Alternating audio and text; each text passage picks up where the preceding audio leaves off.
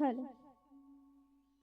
या देवी सर्वभूतेषु विद्यारूपेण संस्थिता नमस्तस्ये नमस्तस्ये नमस्तस्ये नमो नमः। अक्षर निवासी વીરજીભાઈ રામજીભાઈ કોઠિયાના મોક્ષાર્થે જ્યારે શ્રીરાજ કીર્તન મંડળ દ્વારા ધૂનનું આયોજન કરવામાં આવ્યું છે ત્યારે ઉપસ્થિત આપ સૌને ભૌતિક ભારતની ભવિષ્ય સંપદા તથા ગિરિવર ગુજરાતની અને બાળધા પરિવારના રક્તથી સિંચાયેલી દુહિતા ઝલક બાળધાના આપ સૌને શત શત વંદન સહજય સ્વામિનારાયણ। વીરજી દાદા મારા મમ્મીના મામા, પણ એથી વિશે મારા મામા, એના વિશે કદાચ હું વાત કરવા બેસું ને તો મારા સમયની અછત પડે। બહુ ઓછો સમય સાથે રહી છું, છતાં પણ એના વિશે વાત કરવામાં મારે અછત પડે। આ દુનિયામાં જેટલાને હું ઓળખું છું, જે પરિવારને હું ઓળખું છું, જે મિત્ર મંડળને હું ઓળખું છું, એમાં મારે કોઈને દાનવીર કર્ણની ઉપમા આપવી હોય ને તો એકમાત્ર વ્યક્તિ છે વીરજી દાદા। વીરજી દાદા અને એમના ભાઈ બંનેને 11 દીકરીઓ, 2 ભાઈઓ, 11 જમાઈઓ અને સાથે સાથે 3 બહેનો અને એની 10 દીકરીઓ। આટલો મોટો પરિવાર છતાં પણ બધાને એક સરખો પ્રેમ, નિસ્વાર્થ પ્રેમ, એટલી લાગણી, એટલી કરુણા। એ ત્રણેય બહેનોની 10 દીકરીમાંથી 3 દીકરીઓને અહીંયા ઘણા બધા બેઠા હશે, ઘણા એમને જાણતા હશે પણ ઓળખતા નહીં હોય। એ 10 દીકરીમાંથી 3 દીકરીઓને એને પોતાના ઘરે રાખીને નાનેથી ઉછેરીને મોટી કરી અને પોતાના આંગણેથી એમની વિદાય લેવડાવી અને હજુ પણ જિમ્મેદારી એમણે જ રાખી છે સાહેબ। આ છે વ્યક્તિત્વ, આ છે વ્યક્તિ। જીવન તો બધા જીવે છે સાહેબ, પણ આવું કોઈએ નહીં જીવ્યું હોય। બંને દાદા તો છે જ, પણ અમારી બંને દાદીઓ, ઘણીવાર આ કળિયુગ છે સાહેબ, શું થાય ખબર છે, ભાઈએ બેનને થોડુંક આપવા જાય ને, દાન કરવા જાય ને, એટલે એની પત્ની રોકે કે ભાઈ એને નથી આપવું, શું કામ આપવું છે? પણ આ ઘરે જે બેન દીકરી આવી છે ને, ખાલી હાથે નથી ગઈ સાહેબ। એ પછી પરિવારની હોય, પાડોશીની હોય કે મિત્ર મંડળની હોય, ખિસ્સામાં ભલે પૈસા ન હોય, ક્યારે જોયું નથી, પણ આ ઘરેથી કોઈ પણ દીકરી એ ખાલી હાથે નથી ગઈ। આ ઘરે કોઈ પણ અતિથિ આવ્યો છે ને, એ જમ્યા વગર પાછો નથી ગયો। વીરજી દાદાની વાત કરતી હોય ત્યારે હું રામજી દાદાને કઈ રીતે ભૂલી શકું? સમજુ બાને, એ નાની એવી ઝૂંપડી હતી, એકવાર વાવાઝોડું આવ્યું, એ ઝૂંપડી આખી હલબલતી હતી, બધાએ કહ્યું પડી જશે, અને ત્યારે રામજી દાદાએ કહ્યું મારો રામ મારી સાથે છે, આ ઝૂંપડીને શું થશે? ભાઈ રામ રાખે ને કોણ ચાખે? અને ઝૂંપડી એમનામ જ હતી। એ દ્વારિકા વાળો કૃષ્ણ સોનાની નગરી લઈને બેઠો તો, પણ છતાં પણ એ સુદામા આવ્યો ને ત્યારે નીચે નમી ગયા હતા। અને આ રામજી દાદા એ સુદામા જેવા હતા સાહેબ, સુદામા જેવા હતા કે એની ઘરે જે કોઈ આવ્યું ને એ જમ્યા વગર પાછું નથી ગયું। છેલ્લે છેલ્લે કવિશ્રીએ વાત કરી ને કે આ મનુષ્ય એનું માતમ શું છે, ખવરાવીને ખાવું। એવા હતા સાહેબ આ કોઠિયા પરિવાર છે, જેની વિરાસત આજે અહીંયા સામે બેઠી છે મારી સામે। સોસાયટીમાં ઘણા લોકો તમે ખાલી ઓળખતા હશો વીરજીભાઈ કોઠિયા, પણ ખરેખર વીરજી દાદા કોણ છે ને એ અમારા પરિવારને ખબર છે। 11 દીકરીઓ, એના જમાઈઓ, એના ભાણિયા ભાણકીઓ અને સાથે સાથે એની 3 બહેનોની 10 ભાણકીઓ, આ બધાને એક જ સરખો પ્રેમ, આ બધાને એક જ સરખી લાગણી। ક્યારેય પણ એના ઘરે આવેલ વ્યક્તિને એમનામાં પાછું નથી જવા દીધું। 14 દીકરીઓના કન્યાદાન જેમણે કર્યા હોય, આવું પુણ્યનું ભાથું જેમણે ભરેલું હોય ને, સાહેબ ભગવાન એને એમની ગોદમાં બેસાડે અને છેલ્લે એમની વાત કરવા બેસું ને તો મારે તો સમયની અછત જ પડવાની છે, પણ એ વીરજી દાદાને મારે એક વાક્યમાં કહેવા હોય ને તો એમ કહી શકાય સાહેબ કે જીવન જીવવું હોય ને તો આવું જીવજો કે જે ખરેખર જીવન જીવી ગયા, કે જેમણે ખરેખર પુણ્યનું ભાથું ભરી લીધું.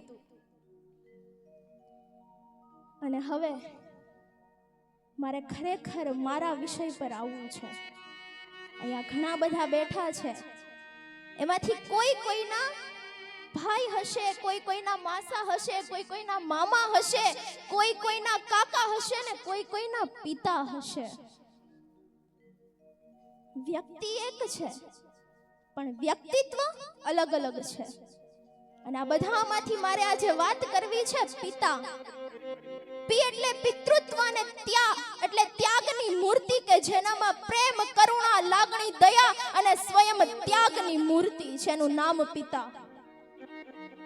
પિતા એટલે સહારો, પિતા એટલે આશ્રય, પિતા એટલે ઘર, પિતા એટલે અનમોલ છાંયડો, પિતા એટલે મહેનત, પિતા એટલે સહારો અને પિતા એટલે દુનિયાના સૌથી મોટા આશીર્વાદ.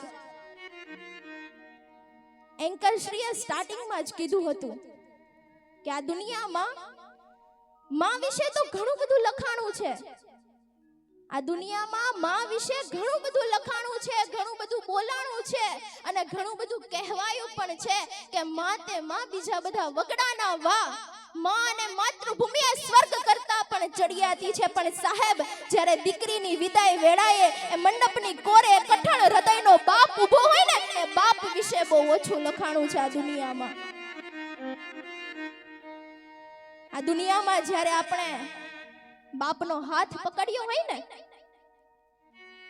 ત્યારે કોઈના બાપની બીક ન લાગે, પણ જે દિવસે એ હાથ છૂટી જાય ને સાહેબ એ દિવસે પોતાના ઘરની બહાર નીકળતા જ આપણને બીક લાગે છે. આ છે પિતા. અહીંયા મારા પરિવારજનો બેઠા છે, મને યુટ્યુબમાં જોવે છે. એકવાર મેં વિડિયો મૂકેલો હતો કે પપ્પાની ઓકાત શું છે આપણા જીવનમાં. ઘણા લોકો કહેતા હોય છે કે મારે મારા જીવનમાં પપ્પાની કોઈ જરૂર નથી.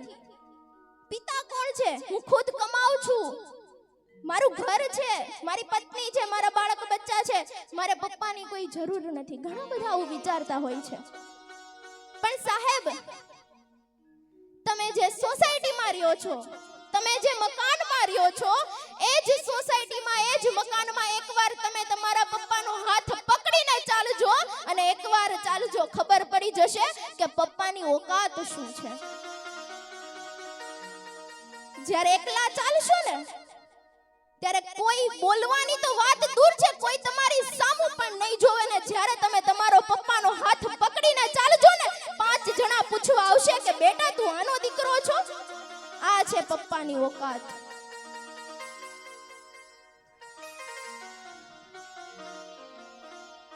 સવારથી લઈને સાંજ સુધી આ બધી માતાઓ ઘરનું કામ કરે છે. 5 કામ એક હારે કરતી હોય છે એટલે કદાચ મલ્ટીટાસ્કિંગ કહેવાતી હોય છે. એટલે કદાચ એની તપસ્યા, એનો પરિશ્રમ, એની મહેનત બધાને દેખાતી હશે. પણ સવારે વહેલા ઉઠીને 4x4 ના ટેબલ પર સવારથી લઈને સાંજ સુધી એક છતની નીચે બીજી જગ્યાએ ગયા વગર સતત હીરા ઘસવા, પૈસા આવે એનાથી પરિવારનું ભરણ પોષણ કરવું, પત્નીને ખુશ રાખવી, બાળક બચ્ચાને ખુશ રાખવા, એની નિશાળની ફીસ ભરવી, બા દાદીનું ધ્યાન રાખવું, પરિવારને ફરવા લઈ જવો અને સાથે સાથે વ્યવહાર પણ સાચવવો. આ કામ ફક્ત ને ફક્ત એક જ વ્યક્તિ કરી શકે છે અને એનું નામ છે બાપ.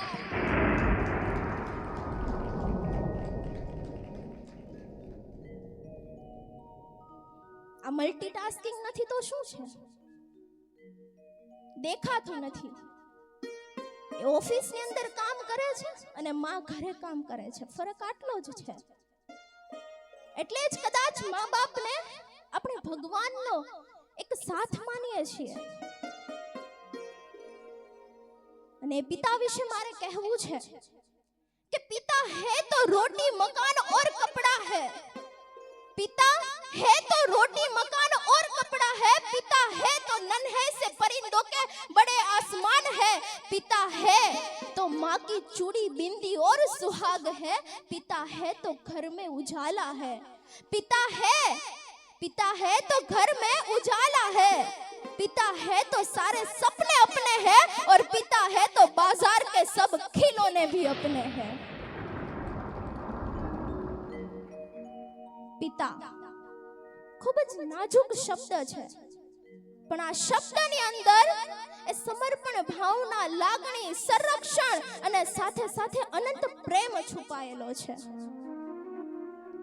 માતા એ પ્રેમ વરસાવે છે, પણ પિતા એ પ્રેમને જીવનની જવાબદારીઓમાં ફેરવે છે। સાહેબ, માં છે ને, માં એ બાળકને કમરે તેડીને રાખે છે અને પોતાની સમદ્રષ્ટિએ દુનિયા દેખાડે છે, પણ આ દુનિયામાં, આ જીવનમાં બાપ જ એક એવું વ્યક્તિત્વ છે કે પોતાથી પણ ઊંચું એ ખભા પર બેસાડીને બાળકને જોવડાવે છે કે બેટા જો કે આ દુનિયા શું છે, આ દુનિયા કેવી છે।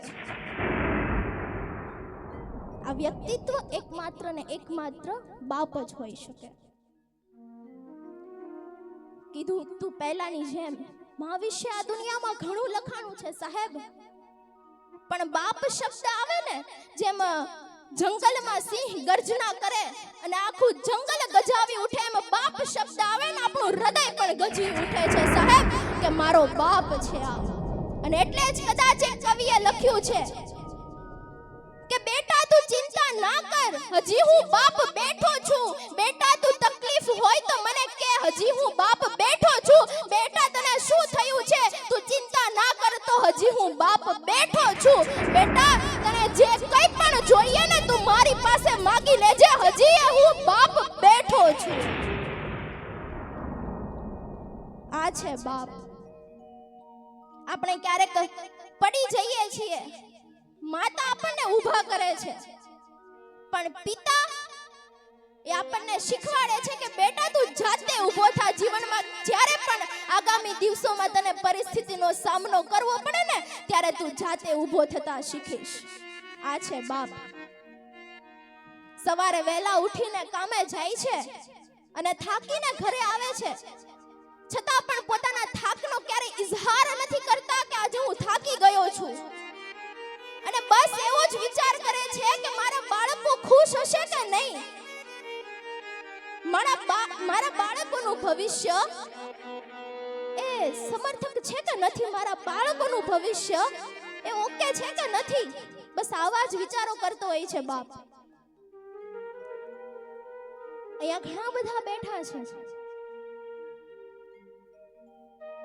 પણ એક માં જ્યારે આપણને ખીજાય છે ત્યારે આપણને કઈ ફરક નથી પડતો, કેમ કે માના શબ્દો એ પ્રેમાળ શબ્દો લાગે છે આપણને, પણ ક્યારેક આપણને બાપ ખીજાય છે તો આપણને કઠોર લાગે છે, ગુસ્સેલ લાગે છે, પણ સાહેબ જ્યારે ઉનાળામાં એ સૂરજ ધમધમતો તડકો આપે છે, પણ સાંજ પડતાની સાથે કેમ છાંયડો આવી જાય છે, એવો જ તો આ બાપ છે કે થોડી વાર એ ગુસ્સે થઈને આપણને આપણા રસ્તે મૂકી દે છે ને પછી ઓટોમેટિક શાંત થઈ જાય છે। એ છે બાપ। પોતે થાકેલો હોય છતાં પણ ચહેરા પર એ થાકને નથી અનુભવવા દેતો, પોતાના હાસ્યની પાછળ એ પોતાના થાકને છુપાવી દે છે, પોતાના સપનાઓનો ત્યાગ કરીને બાળકોના સપનાઓને સાકાર કરવા માટે સતત મહેનત કરે છે।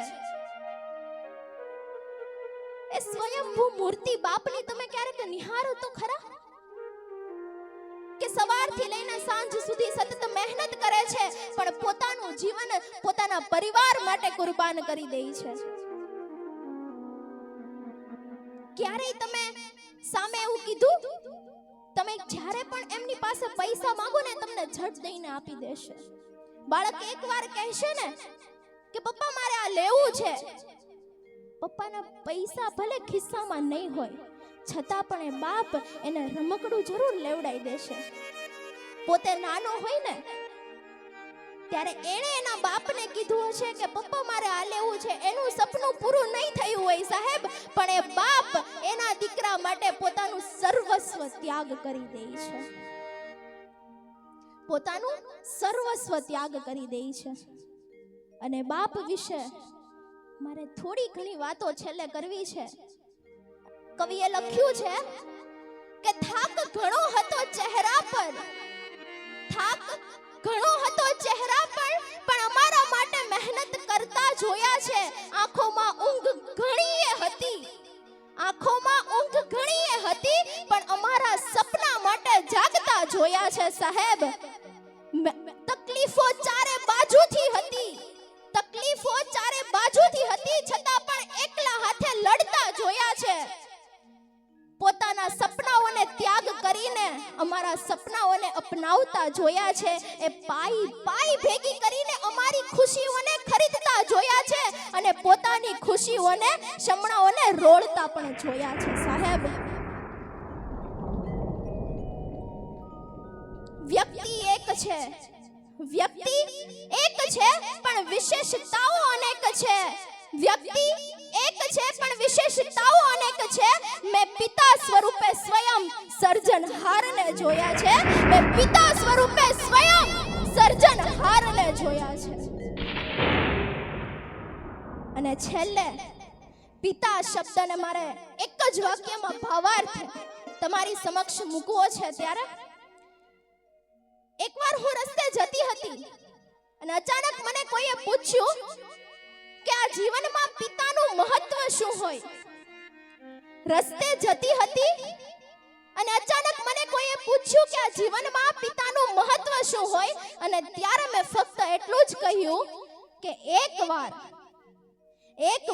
આ અંગૂઠા વગર કંઈક લખીને બતાવ, એકવાર આ અંગૂઠા વગર કંઈક લખીને બતાવ, સમજાઈ જશે કે આ જીવનમાં પિતાનું મહત્વ શું છે. અને આ સાથે જ મારી વાણીને હું અહીં વિરામ કરું છું. અસ્તુ. જય હિન્દ, જય ભારત, જય જય ગરવી ગુજરાત.